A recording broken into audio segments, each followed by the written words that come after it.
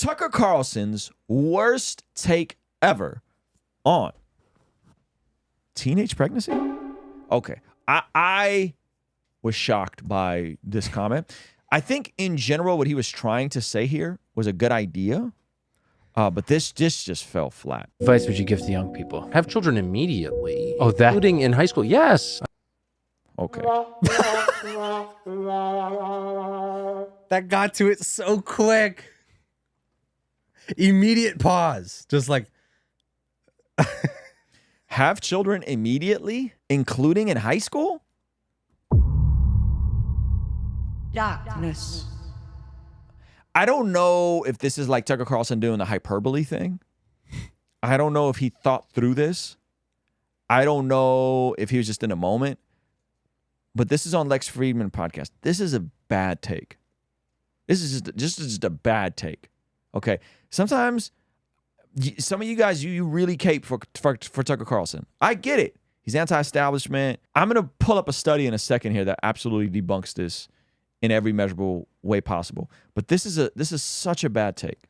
All right, now I'm going to run it back and see how fast they move on from that. Like he tucks in, including high school, and then keeps going. It's really funny. What advice would you give to young people? Have children immediately. Oh, that. Including in high school. Yes. I think that's all that matters. Oh, I can't afford that. Well, yeah, you'll figure out a way to afford it once you have kids. This is true of men. I'm not sure if it's true of women, but it's definitely true of men. You will not achieve until you have no choice. Men do nothing until they have to. But once they have to, they will do anything. Men will do nothing unless they have to, but once they have to, they will do anything. I really believe that from watching and from being one. And even if you're poor, having spent my life among rich people, I grew up among rich people.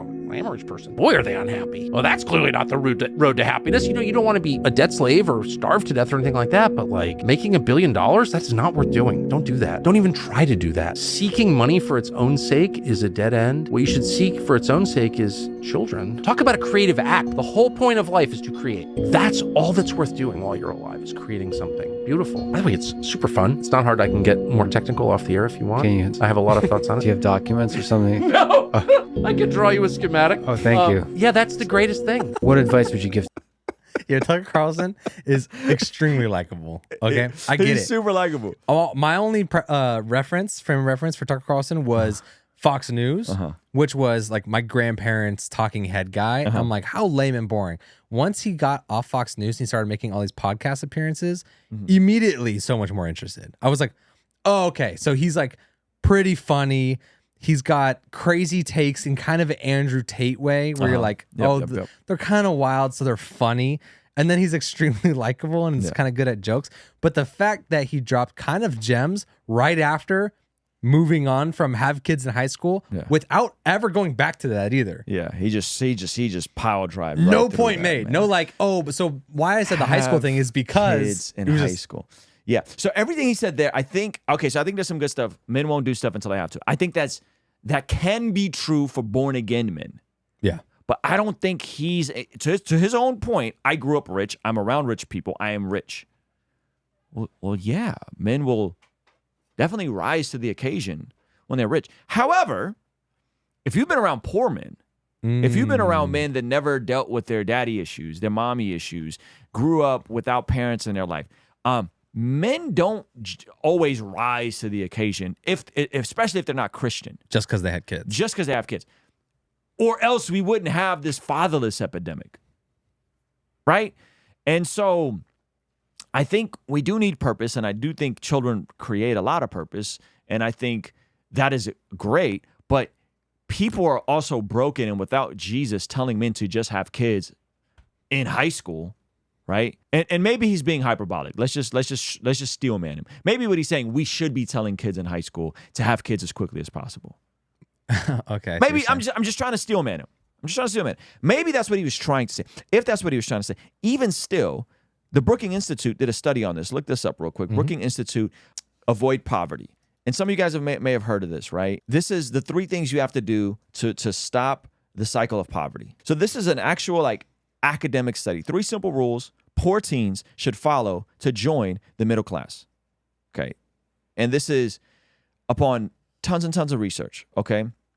That the 3 things you should do in this sequence is how you avoid repeating the cycle of poverty. All right, here. First, second, third. Okay, first, many poor children come from families that do not give them the kind of support that middle school children get from their middle class. Second, as a result, these children enter kindergarten far behind their more advantaged peers, and on average never catch up and even fall further behind. Third, in addition to the education deficit, poor children are more likely to make bad decisions that lead them to drop out of school, become teen parents, join gangs, and break the law.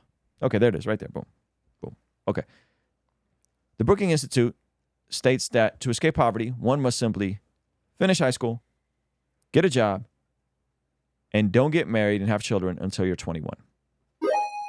I got married when I was 21. Yeah. So statistically speaking, if you grew up in poverty, this has done a ton of research. These 3 things will help you avoid poverty. Graduate high school, get a full-time job, and don't get married and have children until you're 21. In that order, by the way. Marriage before the carriage, right? So it's just interesting that Tucker would seemingly tell people that if you have kids, that will force you into growth. Well, yeah, some people. If you've already done other things, if you've already graduated high school, work full time, and are married, and then have kids, that will definitely force you to level up. Don't wait till you're 35. Yes, don't wait till you're 35. But probably not. But definitely 17. Not. You're definitely not in high school. Or fresh out of high school. Yeah. Right? I was just astonished by how crazy of a statement that was from Tucker Carlson, who generally has some pretty W takes, and then he also has some really bad takes. You know what I mean? So we don't want people stuck in the cycle of poverty. And some men, especially men that don't know Jesus, will be crippled by kids. And that is why we have an epidemic of fatherlessness, is because the weight of that responsibility, not in its proper season, will destroy some people. It will destroy some people. And so the sequencing is important. Finish high school, work full time, get married, then have kids.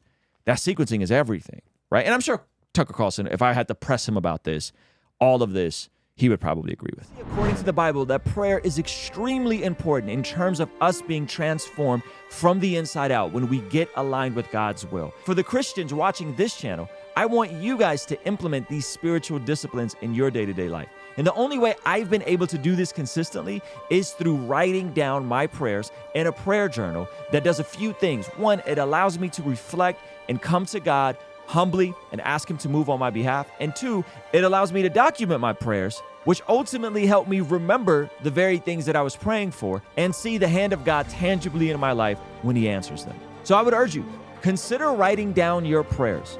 It could be in a blank notebook. It could even be on your phone. Or you could check out the one I personally designed and used from my own quiet time and spiritual discipline that I think will be a huge blessing. It's the exact structure and system that I've used for years to pray and be more consistent in my spiritual disciplines. You can pick yours up today by clicking the link in the pinned comment below. All right, I'll see you over there. Peace.